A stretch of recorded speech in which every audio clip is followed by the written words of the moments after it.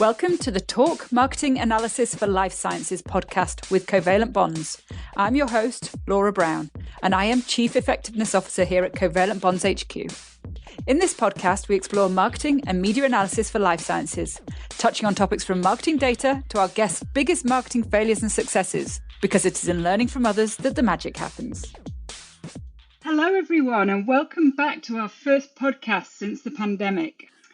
I'm so sorry that we've disappeared into the ether, but like a lot of marketers, the Covalent Bonds team's been really busy as a result of the fast transition to a digital world. So we've been super crazy busy over the last 18 months. But it's not just that. We also had to segment and prioritize what we worked on a little bit, not just from a busyness perspective, but to help manage mine and my team's mental health. So we had to prioritize a few things.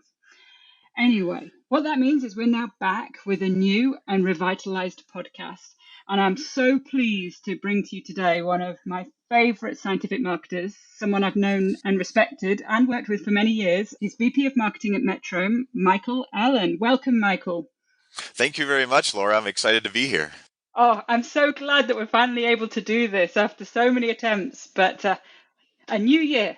A new year and man, hopefully some stability coming in 2022. Maybe a real execution, monitor, change, repeat year for once, right? Rather than just trying to keep the marketing ship afloat. I feel like it's just been a struggle to keep my head above water for the past 2 years, and now that the waters are calming down a little bit, I hope to start steering the ship toward a buoy and trying to get us moving in a better, more focused direction than we certainly have been over the last 24 months. Oh, Michael, as always, you get straight to the point as quickly as possible. I'm guessing that everybody is feeling the same. This craziness of, well, obviously the craziness of the pandemic, but being a marketer in this world has just been insane. The speed of change and the speed that we have to keep abreast of everything. So, in fact, I usually start these podcasts asking you to describe the company, what's your role, but let's just sort of upend it a little bit and just tell me, how has your role changed since the start of 2020 when all of this craziness happened? Oh man, I felt like before I was much more of a strategist, and I feel more like a firefighter, at least in the short term, right? There's just been so many changes. There's been so many uncertain situations. Part of it is advising and working with my team to come up with a revised strategy or a revision to the revision of the strategy that we thought we would do. And then the other part is writing a lot of checks that bounce, and I don't mean that literally, but just making some mistakes and letting the team know it's okay. I'll give you an example. We made a pretty big investment in some virtual trade shows and saw a very, very limited return this year. And that's okay. We didn't know. We all thought it was a good idea at the time, and we thought it was a good investment.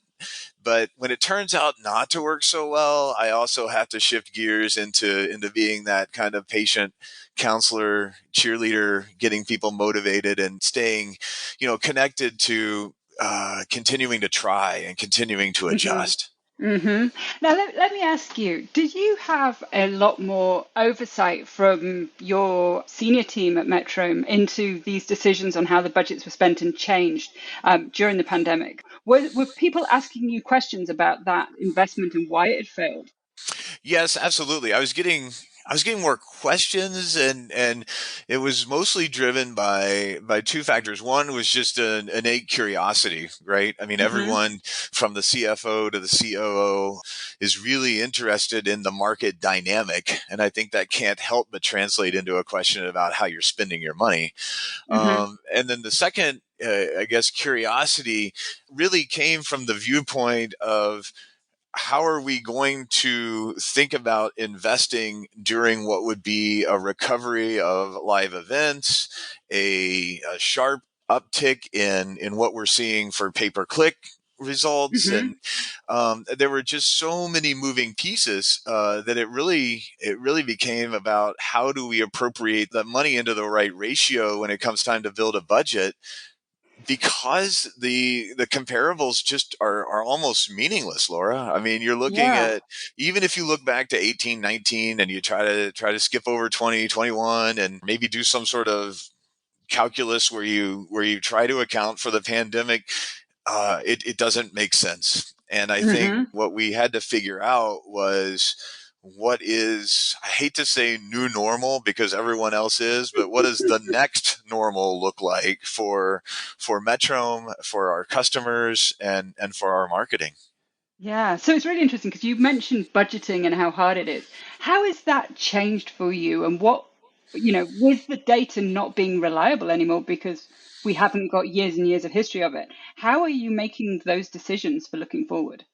I would say we're doing a good mixture of an educated guess as to what we believe the dynamics will be. Hmm. And we're also looking at being able to make adjustments faster. Instead of planning maybe 12 months or 18 months, let's plan 6 months and let's see how things go. And let's move reevaluation of our full electronic marketing budget from a yearly exercise to a quarterly exercise. Wow. Let's be able to be agile and to make adjustments and not be willing to make significant adjustments. Hmm. I made substantial cuts to print and substantial cuts to trade show this year, just because of the reality. Now, if events come back at a 2x response rate, what they were in 2020, 2021, and we're back to 19 or better performance, there's no reason why we can't move the buckets of the budget around a little bit more to adjust and account for that. And Hmm. I think what I've spent more time doing is convincing the organization that we need to be patient with how we make these decisions rather than making those decisions. Interesting. We need to be flexible with what the overall number is, or however you choose to bucketize the money that you have for marketing. But we need to be able to be flexible throughout the year, knowing that things are going to change. Huh. And are people broadly supportive of that? They are, yeah, I think they are. They're broadly supportive of it, and I think what's really interesting is our executive team has done and did a lot more, I would say 12 months ago or 18 months ago, a little bit more of the scenario planning. Like when we Hmm. didn't know exactly how bad this was going to be, we didn't know exactly how the market dynamics would shift. We broke down four kind of extreme scenarios and walked through those. And we're using some of the ideas that came out of those sessions to make short term adjustments that we probably should have made anyway. But the Hmm. pandemic gave us permission to think about it differently than we were before. And when you Yeah. have the pandemic permission to make some of these changes, to approach things more boldly, and to have a new perspective, it's only logical that you're going to make some of these big shifts over the long haul. Let's dig into that a bit more. What kind of changes in terms of technology, in terms of skill sets, and all that kind of stuff emerged as a result of the pandemic for you to stay agile and be agile in the future? Well, I think the biggest one that we saw right away was just a tremendous increase in the utilization and absorption of online content, Hmm. whether that was a white paper or a webinar or whatever activity we were doing. I think people working from home early days had more time, or were willing to invest more time in online events and trying to stay connected to the technology, connected to the technique, and connected to instrument company providers. And we were on the front end of that, I think, and really ratcheted up the number of online events we did, and kind of rode that wave of success that came Hmm. from that, right? Because there was a tremendous increase in engagement. We've seen a step function increase in engagement, and Wow. it's not changing in 21 or 22. The utilization and uptake of our content has doubled, and we know that it's more important than ever to make sure that we not only have that content, but we also maintain that customer connection. That to me is key, because the content doesn't replace the connection. Hmm. And we need to make sure that we're staying on top of what the market wants to see from us, and and producing the reliable and useful content that people need to make their adjustment as they come back to the lab, as they look at a new capital budget, as they look at the changing dynamics of their laboratory and the staffing and all the other elements of that. We have to continue to speak directly to those customers and their need. Two questions that arose out of that. The first one's probably a quicker one, but you talked about it doesn't replace contact with the customer, and that's still critically important. How has your role as a marketer changed in that direct dialogue with the customer? Because I've seen lots of salespeople get much more involved in marketing, and Mm-hmm. the alignment between the two get closer. How's that looked for you? At Metrohm, I think, we've always had a focus on trying to get closer to customers, whether that's regional offices or how we go about direct selling to our customers, what we do in terms of application support that may be above the ordinary in the industry to some extent. I think we've always had a little bit of that connection. The Hmm. biggest change, I think, is that we have found out that we have to be much more personalized in the message that we deliver and much more narrow in the audience that we deliver it to. Right, got it. We have to present content to a very narrow and focused audience. And when we do, when we take our email list down to a smaller number, we get a much greater return in open rate, click through rate, utilization rate, conversion, whatever you want to call it, however you measure it. When we go smaller and more focused, we get better results. That's created a couple of issues. Number one, we have to have a lot more of those industry based or technology based type follow up emails than we've ever Yeah, had before. Just sheer number of them to send out. So yeah. content requirements are up. And the Hmm. other thing that's up is we know that sales cycles at the beginning of the pandemic were protracted and longer than they were, obviously while people were going through a period of indecision. Hmm. And it's now turned into kind of both a long and short. So we have almost an equal mixture of people that are sitting on a decision longer, but we also have people that are making decisions faster than they've made them Hmm. ever in the past. So what that means for us, because there were some long decisions early days, we've extended out our time period of follow up with customers and seen similar conversion rates at the end of maybe 6 emails as opposed to 3 that we would use to follow up from a live event or some other engagement with customers. It used to be that we would follow up a few times. We've really extended that follow up window with strong success because it's no longer a budgetary cycle period of Hmm. inquiry. It's those rules have changed too. And I think we Hmm. want to continue to meet people where they are, not only with their individual interest and technology, but we want to continue to meet people where they are in time with respect to their purchase process. And that means Yeah. staying with them a little bit longer than we have before.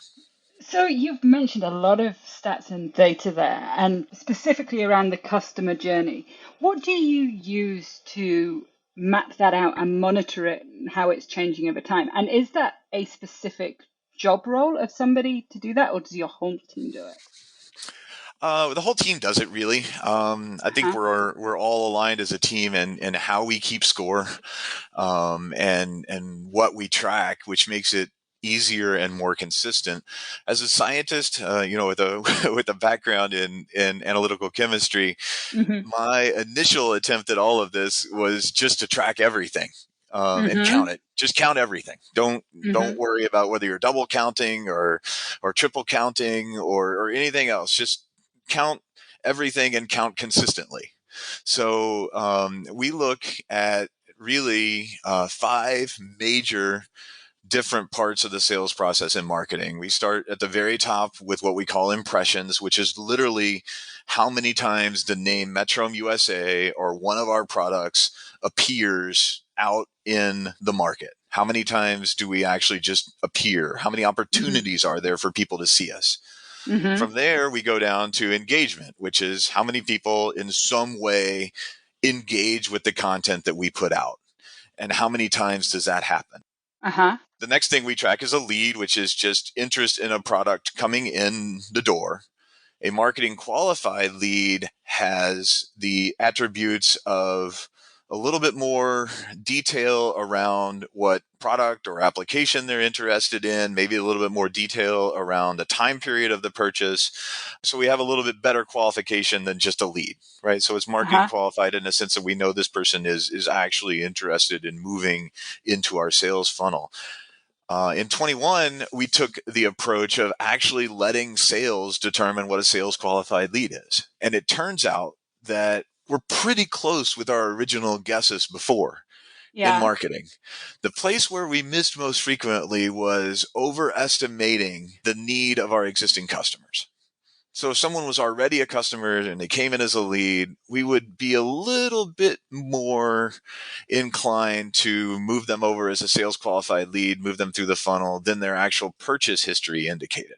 Oh, interesting. And we have some data on this, but you can understand where that comes from, right, Laura? We've known each other for years. I got a project to Mm-hmm. do, and I call you about it. You can pretty much guess that my interest is pretty high, Mm-hmm. and there's a reason to move that through the funnel, right? Mm-hmm. As opposed to someone that you've never met that could just be Mm-hmm. shopping, kicking the tires, or doesn't even really know how much it costs to track attribution marketing. Mm-hmm. So I think what we found out is those rates are a little bit inflated, but by not telling the sales team that this is a lead and letting them determine what moves into that sales funnel, we've had higher conversion rates from lead to sales qualified lead than we have in the past.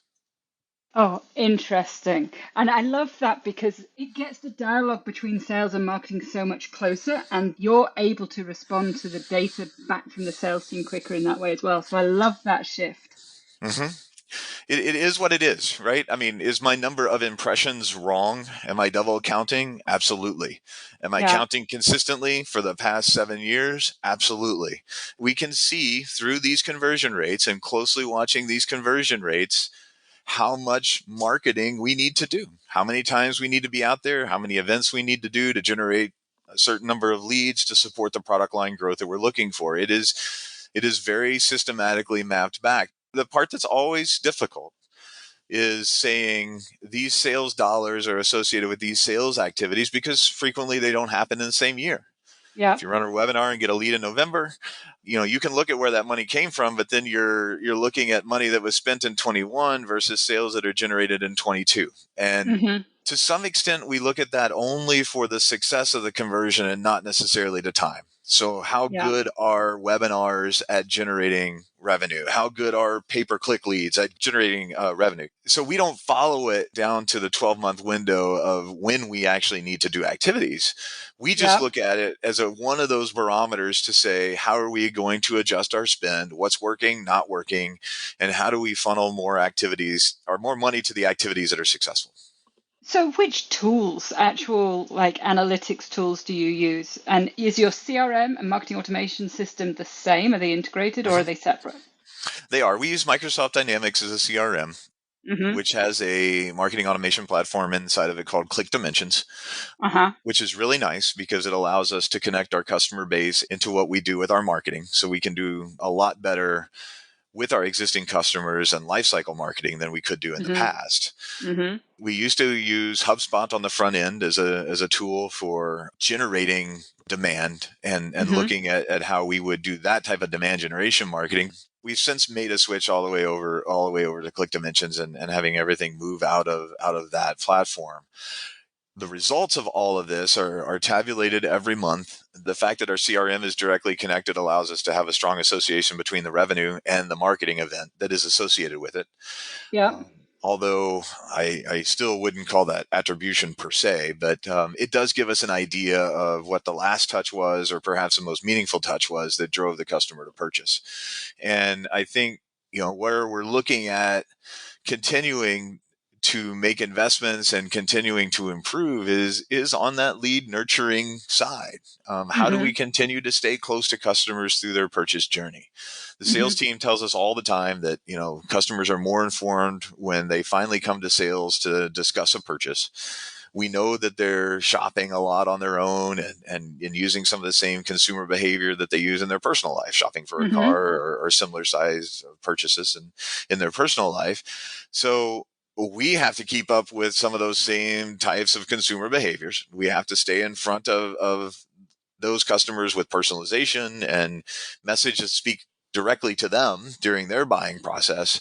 And I think more importantly, the question was on the tool. Having the tool that we use for sending the marketing messages integrated with the actual CRM, which is tracking the customer's progress through the funnel and even on the front end as a lead, really makes that whole process much easier and fully integrated. Yeah, absolutely. And do your team all have access to all of the data, or can they just see the marketing automation side? They can see everything. That's cool. Okay. So let's talk a bit about the process of how you said you pull that data once a month. How Mhm. does your team then evaluate it, respond to it, and make sure that your marketing is agile? And do you have tips for our listeners who are also trying to implement this kind of program? Yeah. So the first thing that we do, I guess, to kick all of this off is set some goals Hmm. and literally say, what do we think we can achieve from this investment? And what is that? Is that more focused on just creating a buzz in the market? Is it really demand generation and a lead play? Is it trying to grab customers from competitive accounts, or is it trying to grab customers that are near the end of the purchase process or close to the beginning of the purchase process? And all of those questions really help define what you want to do and then what tactics you want to do and how much you invest in those. And Hmm. so we define goals. And this was an interesting exercise in the beginning because it's challenging for scientists and marketers to be wrong, and sometimes we are. Yeah. Sometimes we're really wrong, and so we set a goal, and we look at what we try to achieve, and we write it down, and we make our investment against that, and then we track our KPIs to it as we get the data in over the period of time for the campaign, and then we go back and look and say, did we get what we expected? Did we get something different than we expected? And why do we think we got that? And then what does it do to future investment? And Huh. I like to create a cycle of just kind of asking those questions. Did we get the number of leads from competitive customers that we thought we would? Well, no, we missed it because the messaging and the registration spoke more to this group of people than we thought it would. And we Huh. generated more top of funnel business, for example, than we would bottom of funnel business, or business from new industries or areas where we're trying to grow, vertical markets where we're trying to grow, versus established areas of Metrohom's business. And so I think what we end up seeing is, by writing down what we're trying to do, we don't necessarily set ourselves up for disappointment when we don't get there. We Hmm. put some framework around what we did to try to make it more repeatable in the future. Have you had any challenges of getting people on board with this process? Because what you just said there, what got right to the heart of it, that we have seen that there have been some fear about people of putting in measurement systems because it might highlight that they're not doing so well. So have you experienced that, and Mhm. how have you managed that? The easiest way to manage it is, all of these gaps are improvement opportunities. The question Hmm. is, do you know you have them or not? So Hmm. are you more comfortable today knowing that this is working or not working, or living in ignorance and continuing to invest the same amount of money? Exactly. I love it because it doesn't change. It's still not working, even if you don't know about it. So, Correct. Correct. absolutely. Correct. I mean, if I'm not making enough insulin, I'm becoming a diabetic. It doesn't Yeah, really matter whether or not I'm getting my blood sugar checked. exactly. It doesn't change that process, right? So, what I think it does, Laura, that's really important for the listeners to hear, is it allows you to also not only identify things that are different than what you expect or not performing the way you expect. Most of those areas of underperformance are actually areas of quick wins and quick changes. Hmm. And what gets people excited about it is they can identify it and say, oh, shoot, I should make this better.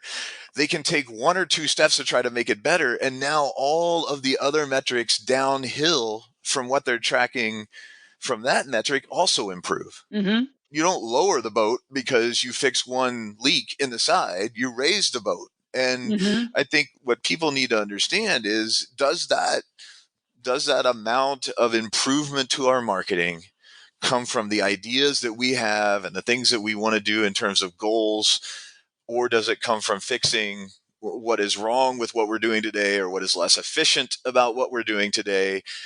And then what is the right combination of both of those Hmm. proactive and reactive techniques? But most people are afraid of the reactive, the measuring and the reactive, not understanding that they can quickly change it. Hmm. Exactly. Exactly. Now, let me ask you mentioned that you're an analytical chemist by background. Are your team all scientists as well, or are they marketers generally? That's kind of funny. I've got a team that's 50-50. So the majority of the entire product team, which is the product managers, product specialists, application scientists, they're all technical background people. They're Uh-huh. all PhDs, master's chemistry degrees, been in the lab, understand science, plugged in that way. All of my marketing communications and brand team is mostly all professional marketers with just a few Okay. exceptions. They have no formal scientific training or very little formal scientific training, and they're interested in the art of communication and Hmm. marketing and the translation of what we want customers to think, feel, and do from a very technology based product manager to a marketing specialist that has no background in chemistry is a fascinating process to watch unfold Hmm. because we Hmm. have to convince that non-technical person that these really important value propositions about our highly sophisticated scientific instrument need to be communicated to the market. And Hmm. as we go back and forth and ask those questions to each other across those groups, we get a lot of interesting responses. And it's very interesting to watch the education process of how do I want that customer to think? How do I want them to respond? What do I want them to feel as a result of getting this message? And then how does that actually play into what value propositions we deliver as an instrument company? I love that. You've nailed it, Michael, because it's two different roles. You're not hiring a marketing person for their scientific expertise, you're hiring them for their marketing capabilities, and Hmm. likewise on the other side. Right. So, completely agreed. Now, what I'm interested in is if you're seeing a difference in how somebody with a scientific background versus someone with a marketing background embraces data and the Mm. agility that we've been discussing. Are you seeing a difference in those two different groups? The primary difference that I see is, of course, as an overgeneralization, the scientifically biased spreadsheet folks are a little bit more disappointed by underperformance or missed performance. Hmm. The marketers are more interested in the creative solution or creatively understanding how we got there. And I think those two things have to work together. There has to be the pragmatic, we missed the mark part of the team, and there has to be the creative, this is how we're going to recover, change, or adjust for future campaigns. And Yeah. I like the blend. And that's not to say that these roles are mutually exclusive or that it's even has a negative connotation, right? It doesn't mean that because we missed, the product managers are negative about data analytics, or the campaign overall. It just means that they're approaching that from the what can we do better? What was the actual score? How did we get here type question, as opposed to the creative types, which generally have already moved beyond the result and are Hmm. trying to be creative about the next thing Exactly. and how we get the fix in place. And I think the two work together really well. They complement each other. Yeah, exactly. And it supports something we've said for a long time, which is our industry is perfectly set up to embrace data-driven marketing because Mhm. of our Yep. scientific background, because of how we process data, all that kind of stuff. This should be a no-brainer for our Yep. industry. Absolutely. Yeah, it's great to hear and see it playing out in companies like Metrohm. So that's fabulous. There is a long acceptance curve to that, though, right? And I think the other part of our industry is because we're scientists and A to B, sometimes linear thinkers, is that when we put that data measurement in place, we're going to start to see the results very quickly, or we're going to have models that are so good, they're going to be right out of the gate. Yeah. And that is absolutely not my experience or the experience of my team. The experience is actually more consistent with being a scientist in a sense that we have to continue to change and adjust variables and optimize. We don't know that the hypothesis that we come up with is the right answer the first time we try to solve a scientific problem. Why would we think the same thing about a marketing problem? Hmm. And I think we have to get everybody comfortable with the entire scientific method that you talked about, which is my hypothesis is we will do this. We will go off and do that experiment, and then we will look at how it performs and make adjustment for the next experiment. There's not a bulletproof business case for every activity just because it has a KPI. Exactly. Exactly. What's really funny is we want a proven program that we know works. And it's like, well, then everybody ends up doing the same and then everyone ends up looking the same. If we follow this approach, everyone will develop what their customer needs and keep optimizing it over and over, and it will be fabulous. I love it. Absolutely. Anyway, Michael, we're running out of time. So I just wanted to ask you, we at the end of each podcast, I always ask each interviewee to answer a question posed by a previous interviewee. And the last person I spoke to was Kristen Garvey, who was VP of Corporate Communications at Waters. And she asks how you are considering new technology like AR and VR in your campaigns. And is there anything that surprised you lately about other new technologies that are available at your disposal for marketing? We've found a lot of interest and still are working on a way of allowing customers to connect with our technology virtually, right? So Mm-hmm. we are doing virtual demos. We're doing a lot more video webinars. We want customers to be able to get comfortable and familiar with our technology in a pretty frictionless process. It doesn't necessarily involve us coming to their lab or to their office, especially when that Mm-hmm. was difficult. And I think Mm-hmm. will be difficult for the foreseeable future. So yeah, when it comes to augmented reality, virtual reality, I kind of roll those up for early days in the instrument industry is more about a nice way of giving customers a really good perspective on the product in a forum or in a venue where they are without actually Mm-hmm. having to bring the product to them. And Mm-hmm. so we are absolutely looking at these types of virtual tools to help our customers get a better understanding of our products, to be more familiar with them, and to eliminate the need to always do a demo for some of these more straightforward, simplistic applications. Excellent. So, if you could ask your peers one question to learn from, what would it be? I'm really curious as to what is the next big change for the scientific industry when it comes to establishing a personal connection with customers. A lot of what we do in our industry closely follows the consumer industry, and there's usually not a need for this. Mm-hmm. On the consumer side, if you can appeal to someone's emotions, you can appeal to their need or their greed or whatever it is, you can get their attention and bring them in. Mm-hmm. But as we've talked about throughout their time together, there's a need for a partnership, authenticity, trust relationship in our industry, science and technology. How are instrument companies building that? And how will they build it tomorrow?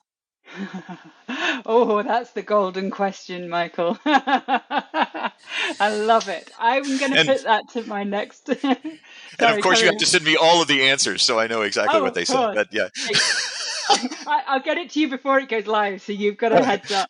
Yeah, exactly. Sounds great. Yeah. So, Michael, thank you so much for your time. I really appreciate it. It's been a pleasure talking to you as always. And if you've got anything else to add, feel free. Otherwise, thank you so much. Nothing to add other than a thank you. It's always fun to talk about the work of what we do and the science of what we do as scientific Hmm. marketers. I really appreciate the opportunity and look forward to all those answers that are coming back to that question. Excellent. Thank you so much, Michael. Have a wonderful day. Take care. Thank you, Laura.